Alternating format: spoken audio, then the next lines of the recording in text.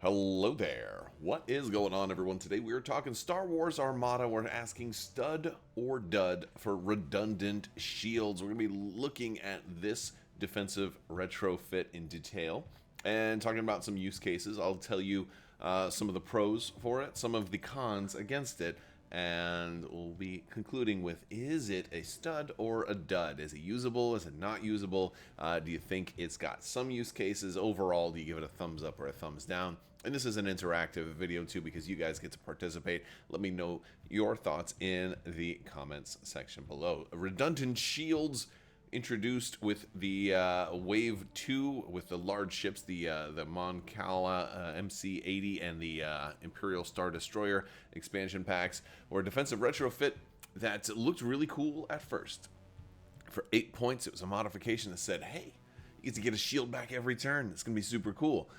And while that sounded really interesting at first, I think it very quickly started to get outshined by most other options, and it's something that was run a couple of times. I remember running it a few times at the beginning thinking, man, I'm gonna get shields back every turn. It's gonna be super cool.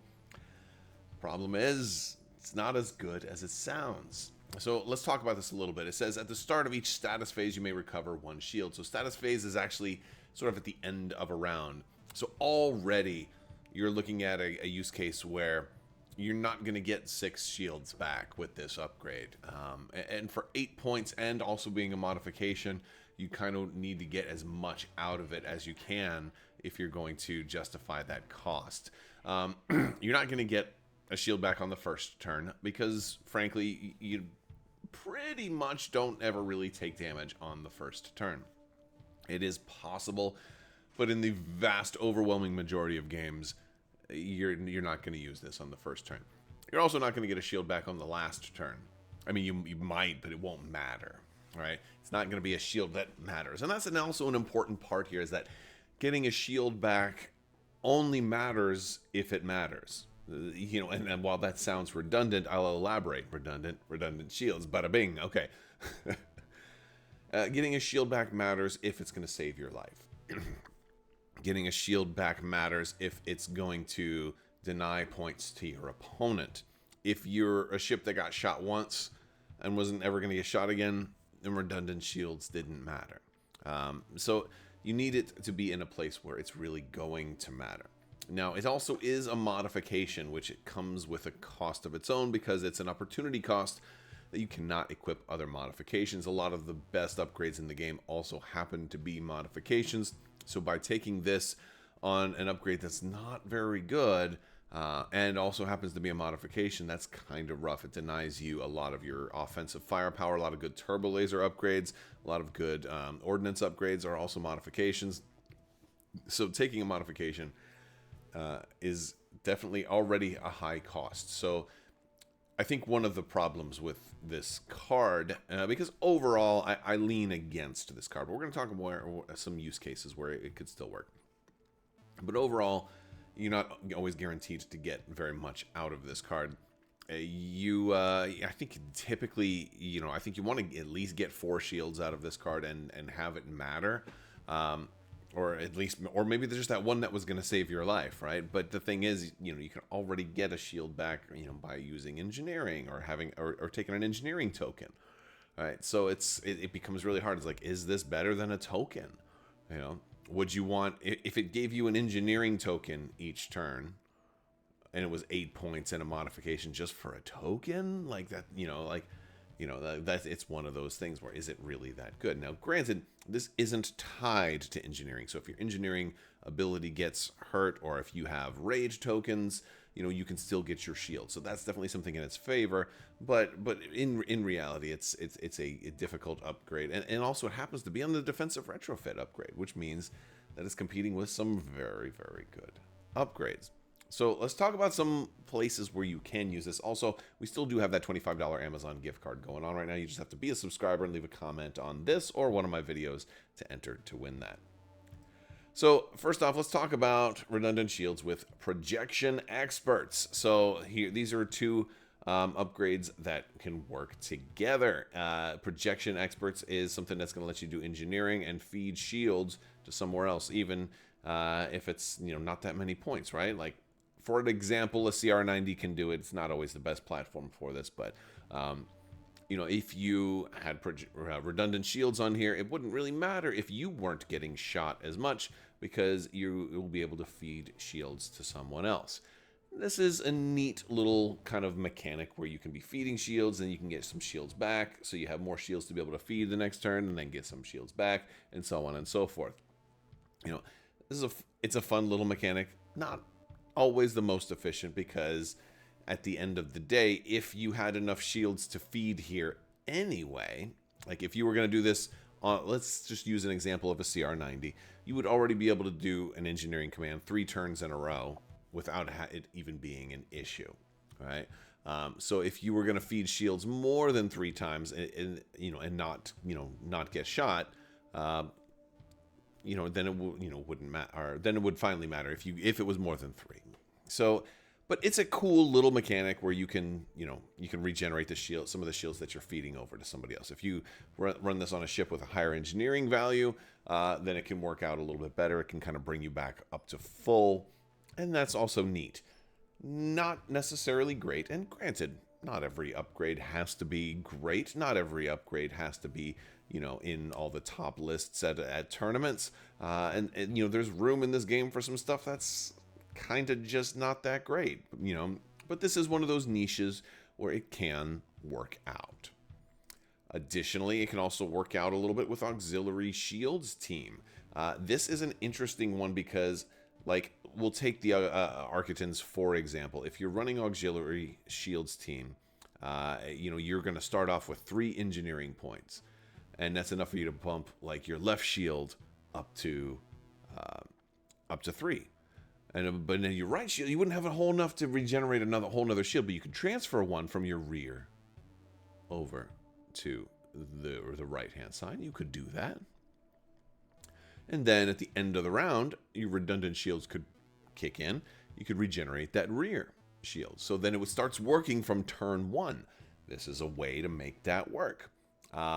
There's other ways to do that too. If you had a free engineering token, or if you hondoed on turn 1 or something like that, you could do that. But if you were running multiple Architans with this is one way to make that work. It still doesn't fully justify redundant shields for being there, because again, Architans also, I like to give them a turbo laser with a modification a lot of times. And of course, you're denying yourself that there. So then you're stuck maybe doing XI7 or something else. But this is at least a way to get it to start working right away. There are some ways. Again, upgrades that are, most upgrades that are going to spend your shields give you additional ways to utilize redundant shields, and even if you're not getting shot. Because one of the problems that I used to run into is when I would run redundant shields is that ship just might not get shot.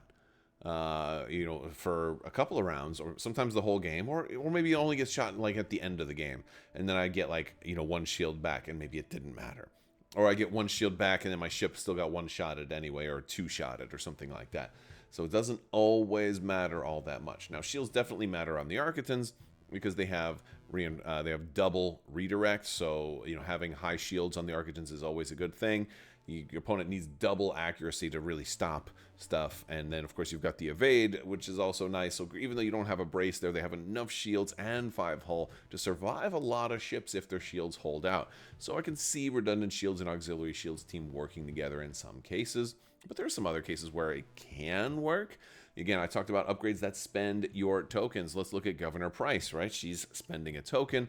You might get, she might be on a Star Destroyer or a big ship or something like that. Maybe later in the game, you're starting to run out of shields to feed to her to fire for the next turn. If you're first player, maybe you have, you get a shield back at the end of the round. Now you have one that you can spend, for dice fixing. Dominator is another upgrade that spends your shields, and it's a way for you to get some back so that you can feed even if you're not getting shot.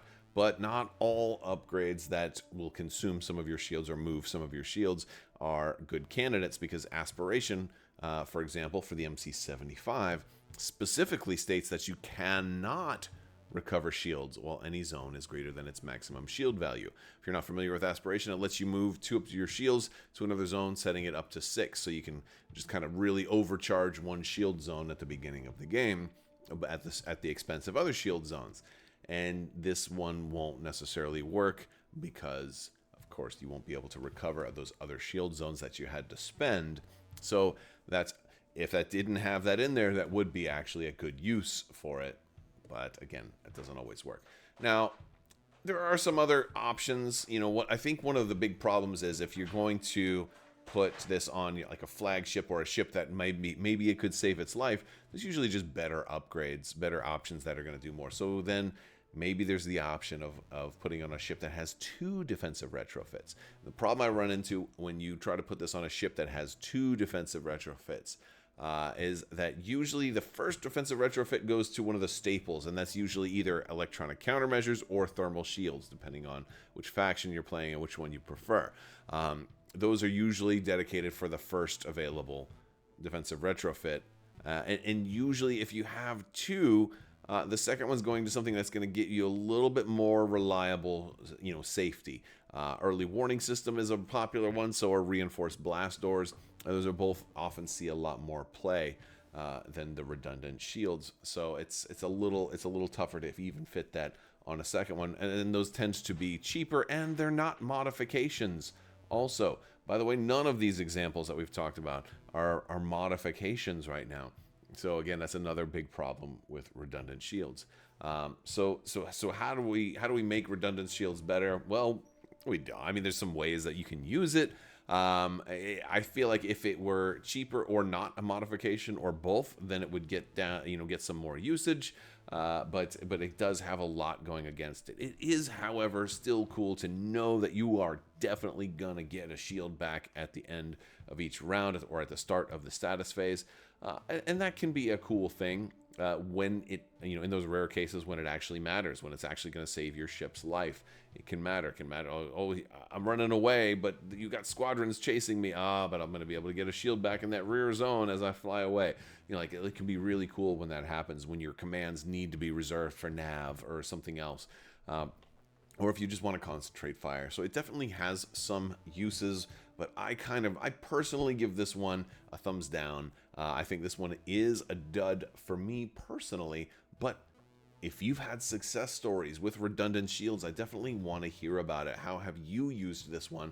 What are some tales of glory you can say with redundant shields? And has it actually saved a ship's life? Has it made the difference? Because again, a ship that only gets shot once or twice, redundant shields isn't even a factor, doesn't even matter in most of those cases, unless it was the deterring factor that made them go somewhere else, right? But they're probably just going to shoot another ship, or unless everybody has redundant shields, and then they're just going to, maybe concentrate fire on one, and have everybody shoot the same guy, and then you get that one shield back, but then you're dead at the start of the next turn. Anyway, because everything's firing at you. Did it make a difference? And again, there's some cases where it can, but I'd love to hear how you guys are using redundant shields. All right, that's going to wrap up today's video. I want to thank you all so much for watching. Big thanks to my patrons. You guys are out of this world. Make sure you click the links down in the video description below. You can join our Discord, social media, all that stuff, Patreon if you want that. Thank you so much. May the force be with you. Live long and prosper. Be excellent to each other. Party on, dudes. So say we all, and always wash your socks.